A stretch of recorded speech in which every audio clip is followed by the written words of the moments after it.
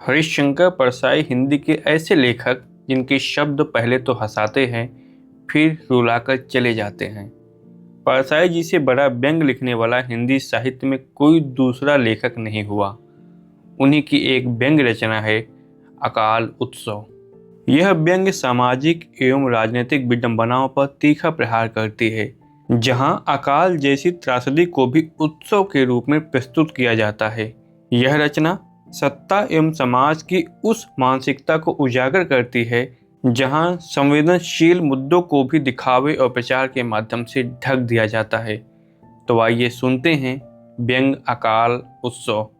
उससे पहले आपसे अनुरोध है कि चैनल को सब्सक्राइब करिएगा, वीडियो को लाइक एवं शेयर करके हमारी ऊर्जा एवं मोटिवेशन को बनाए रखिए। तो चलिए शुरू करते हैं आज का व्यंग। दरारों वाली सपाट सूखी भूमि नपुंसक पति की संतान इच्छा पत्नी की तरह बेकल नंगी पड़ी है। अकाल पड़ा है। पास ही एक गाय अकाल के समाचार वाले अखबार को खाकर पेट भर रही है। कोई सर्वे वाला अफसर छोड़ गया होगा। आदमी इस मामले में गाय बैल से भी गया बीता है।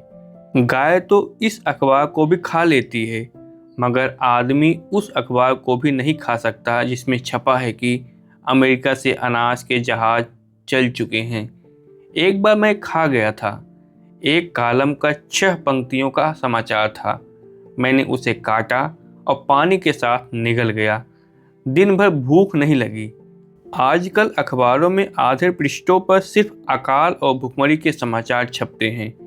अगर अकालग्रस्त आदमी सड़क पर पड़ा अखबार उठाकर उतने पन्ने खा ले तो महीने भर भूख नहीं लगे, मगर इस देश का आदमी मूर्ख है। अन्न खाना चाहता है, भुखमरी के समाचार नहीं खाना चाहता। हर साल बसंत आता है, हर साल मंगल वर्षा आती है, हर साल शरदोत्सव आता है, हर साल अकाल आता है। जैसे हर साल स्वाधीनता दिवस और गणतंत्र दिवस आते हैं, ये मंगल उत्सव अपने आप आते हैं। शरद में कोई चांद की प्रार्थना नहीं करता कि हे अमृत घट उत्सव के लिए अमृत बरसा, मगर अकाल के लिए बड़ी बड़ी प्रार्थनाएं, बड़े बड़े अनुष्ठान करते हैं। अकाल के लिए इंद्र पूजा होती है। पहले इंद्र पूजा वर्षा के लिए होती थी, मगर अब अवर्षा के लिए इंद्र पूजा होती है। कृष्ण का गोवर्धन पर्वत कुछ दिनों में धूल होकर बिखर जाएगा। इंद्र का कोप भीषण वर्षा में नहीं, अवर्षा में प्रकट होता है। गोवर्धन को तस्कर यूरोप में बेच आएंगे। बड़ी प्रार्थना होती है। जमाखोर और मुनाफाखोर साल भर अनुष्ठान कराते हैं। इस मंगलर महाकाल को नरमुंड भेंट करता है। इंजीनियर की पत्नी भजन गाती है, प्रभु कष्ट हरो सबका। भगवान पिछले साल अकाल पड़ा था, तब सक्सेना और राठौर को अपने राहत कार्य दिलवा दिया था। प्रभु इस साल भी इधर अकाल कर दो और इनको राहत कार्य का इंचार्ज बना दो। तहसीलदारनी, नायाबिनी, ओवरसियरन सब प्रार्थना करती हैं। सुना है विधायक भार्या और मंत्री प्रिया भी अनुष्ठान कराती हैं। जांच कमीशन के बावजूद मैं ऐसे पापमय विचार नहीं रखता। इतने अनुष्ठानों के बाद इंद्रदेव प्रसन्न होते हैं और इलाके की तरफ के नल का कनेक्शन काट देते हैं। हर साल बसंत, हर साल शरद, हर साल अकाल। फिर अकाल उत्सव क्यों न हो जाए। इसे मनाने की एक निश्चित विधि होती है, जैसे दूसरे उत्सवों की होती है। गणतंत्र दिवस पर परेड होती है। अकाल में सस्ते गल्ले की राशन दुकान पर भी परेड होती है, ज़्यादा जोश से होती है। गणतंत्र परेड कुछ घंटे की होती है। अकाल परेड महीने में हर रोज होती है। राशन दुकान पर खाली झोला लिए खड़ी फौज में उन फौजियों से ज़्यादा जोश होता है। साल में 10 महीने पहलवान ऐलान करता है, इस साल वो रियाज किया है कि कोई अखाड़े में मुकाबला में नहीं उतर सकता। चुनौती देता हूँ, कोई अप्रैल मई में लड़ ले। मगर पहलवान को अप्रैल में टाइफाइड हो जाता है और वह कहता है, अब मैं लाचार हूँ। टाइफाइड ने सारे बादाम उतार दी। मंत्री लोग ऐसे ही पहलवान हैं। 9 महीने ताल ठोकते हैं। अन्न का अभाव सामने आने की हिम्मत नहीं कर सकता। इतने लाख क्विंटल का स्टॉक होगा, लेबली ली जाएगी। लड़ लें कोई जमाखोर, पछाड़ दिया जाएगा। मगर मई आते ही उसे भी टाइफाइड हो जाता है। कहता है, क्या करूं, जमाखोरी का टाइफाइड सरकार को हो गया। विरोधी तो विरोधी, अपनी पार्टी के लोग भी रोग के कीटाणु लिए हैं। दवा लेने अमेरिका जाना है आदमी को। मई में वीर मंत्रियों की भी बादाम उतर जाती है। मगर इधर देखा, उल्टी लेबली ली जाने लगी है। एक शहर में भारतीय निगम के गोदाम से गलत नंबर प्लेट के ट्रक में लदकर 150 बोरे गेहूं जा रहा है कि फाटक पर चौकीदार ने पकड़ लिया। उसने पूछा, यह लेबली का गेहूं कहाँ जा रहा है? विभाग के आदमी ने कहा, तुम्हें नया कानून नहीं मालूम? नए कानून के मुताबिक खाद्य निगम खुद लेबली देता है। वही लेबली है यह जो जमाखोर को दी जा रही है। नए ऑर्डर पूछ लिया करो। मैं एक विधायक से पूछता हूँ, अकाल की स्थिति कैसी है? वह चिंतित होता है। मैं समझता हूँ कि यह अकाल से चिंतित है। मुझे बड़ा संतोष होता है। वह जवाब देता है, हाँ, अकाल तो है पर ज़्यादा नहीं है। कोशिश करने से जीता जा सकता है। सिर्फ 11 विधायक हमारी तरफ आ जाएं तो हमारी मिनिस्ट्री बन सकती है। हर आदमी का अपना अकाल होता है, इनका अकाल दूसरा है। इन्हें सिर्फ 11 क्विंटल विधायक मिल जाएं तो अकाल समस्या हल हो जाए सत्ता की। दिन में यह सब सोचता हूँ तो रात में मुझे विचित्र सपने आते हैं। एक रात सपना आया, राष्ट्र ने अकाल उत्सव मनाना तय कर लिया है। कई क्षेत्रों में हो रहा है। एक क्षेत्र में अकाल उत्सव मैंने सपने में देखा। आसपास के 4-5 गांव के किसान, स्त्रियां, बच्चे इकट्ठा थे। पंडाल सजाया गया था। मंत्री अकाल समारोह का उद्घाटन करने आने वाले थे। पटवारी ने भूखों से चंदा करके गुलाबों की मालाएं कस्बे से मंगवा ली थी। स्त्रियां खाली मंगल घाटों में सूखे नाले के किनारे की घास रखकर कतार में चल रही थी। वे गा रही थी, अब के बरस मेघा फिर से न बरसो, मंगल पड़े अकाल रे। ओवरसियर और मेट उनमें से अपने लिए छांट रहे थे। साहब, उसे देखो कैसे मटकती है। अरे मगर इस सामने वाली की तो देख, 2 बार पूरी रोटी खा ले तो परी हो जाए। मगर साहब, सुना है तहसीलदार साहब भी तबीयत फेंक देते हैं।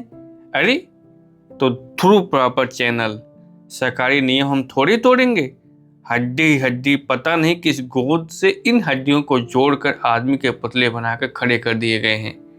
यह जीवित रहने की इच्छा ही गोंद है।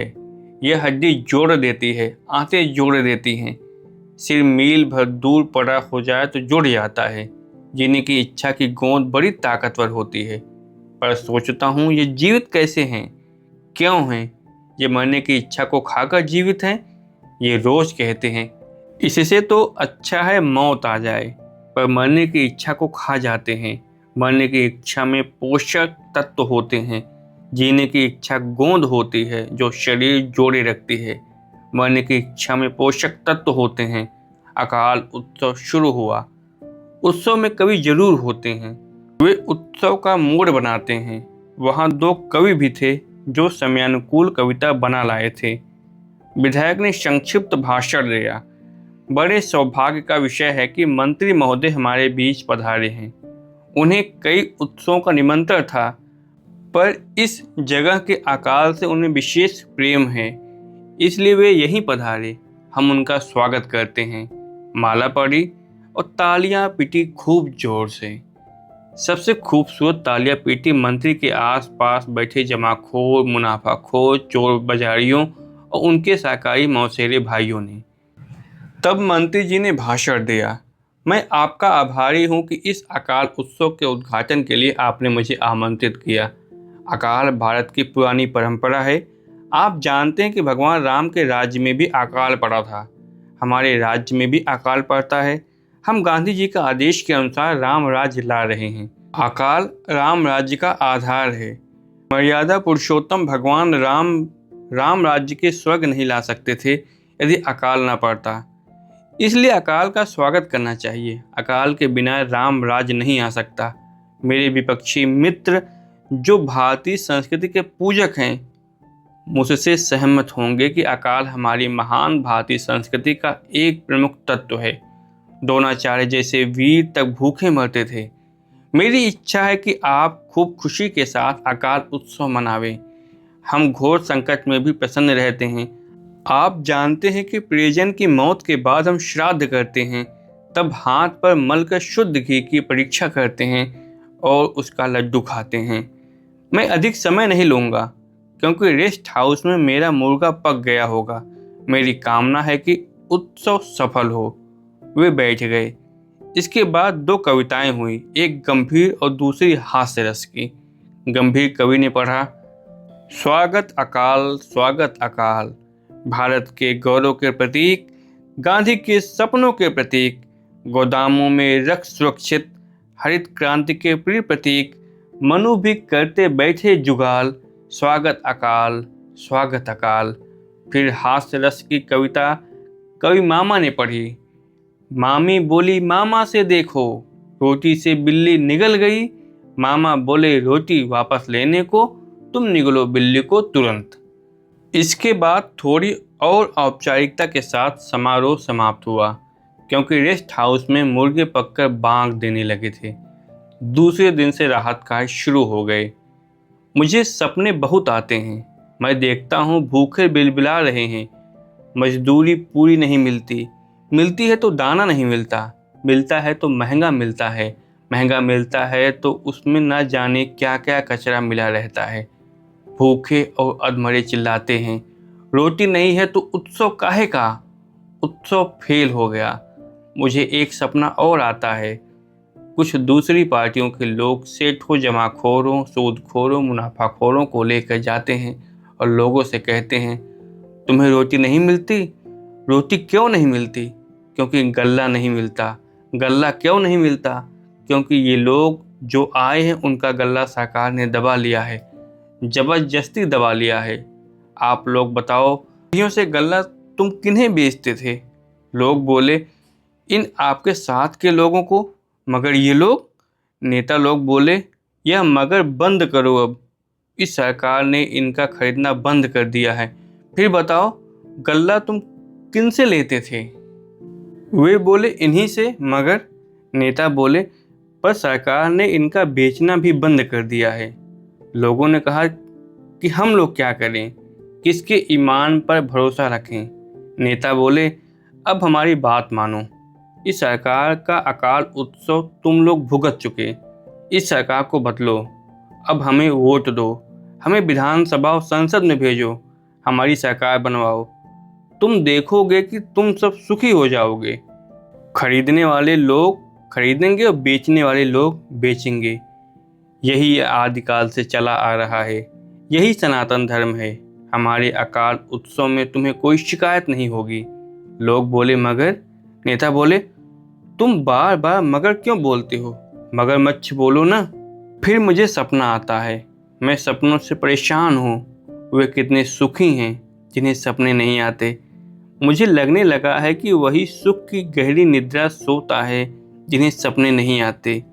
मेरा पहले ख्याल था कि सूअर और कुत्ता ऐसे प्राणी हैं जिन्हें सपने नहीं आते, पर अब अन्न का दाना न मिलने से चूहों को भी सपने आते हैं।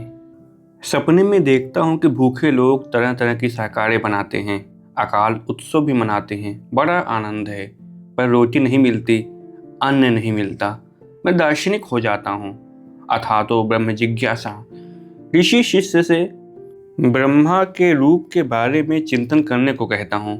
जिज्ञासु शिष्य उपवास करके चिंतन करता है और भूखा ब्रह्मचारी आकर कहता है, गुरु अन्नम ब्रह्मा, अन्न ही ब्रह्म है। गुरु अन्न अन्न अन्न, इसके बाद ही आनंद ब्रह्म है। इधर हलचल बढ़ रही है। न जाने कौन इन लोगों को समझाते हैं कि जो सरकार अकाल को उत्सव मानेगी, रोटी नहीं देगी। मगर लोगों को उत्सव मनाने की आदत पड़ गई है। उत्सव का रूप चाहे बदले, पर ये उत्सव मनाएंगे। मुझे भयंकर सपना आता है। देखता हूँ कि अकाल उत्सव के मोड़ में ढोलक बजाकर नाचते गाते भूखे अधमरे राजधानी में आ रहे हैं। और बड़ा भयंकर नज़ारा मुझे देखता है। एक विधायक पहचान का मिलता है, उसका एक हाथ ही नहीं है, आस्तीन से खून टपक रहा है। मैं पूछता हूँ, क्या हो गया? वह कहता है, वही अकाल उत्सव वाले लोग मेरा हाथ खा गए। किसी विधायक की टांग खा ली गई है, किसी मंत्री की नाक काट ली गई है, किसी का कान। भीड़ बढ़ती जाती है। विधायक और मंत्रीगण भाग रहे हैं। एकाएक सैकड़ों जमाखोरों और मुनाफाखोरों को लोग पकड़ लाते हैं और उन्हें भून रहे हैं। कहते हैं, तुम्हारी भूख इतनी विकट है कि अपना ही भुना गोश्त खाए बिना तुम्हारा पेट नहीं भरेगा। हम खाएंगे तो भूखे रह जाएंगे। हम में खाने लायक कितना कम है।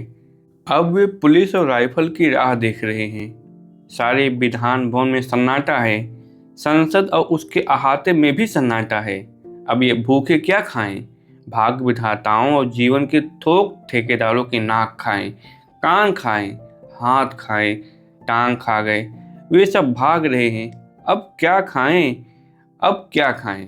आखिर में वह संसद और विधान भवन की इमारतों की ओर पत्थर और ईंटें काट काट कर खाने लगे।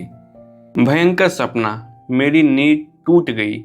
मैं पसीने से लथपथ हो जाता हूँ, घबराता हूँ। क्या करूँ? सपना ही तो है। यह सोचकर शांत होना चाहता हूँ, मगर चैन नहीं मिलता।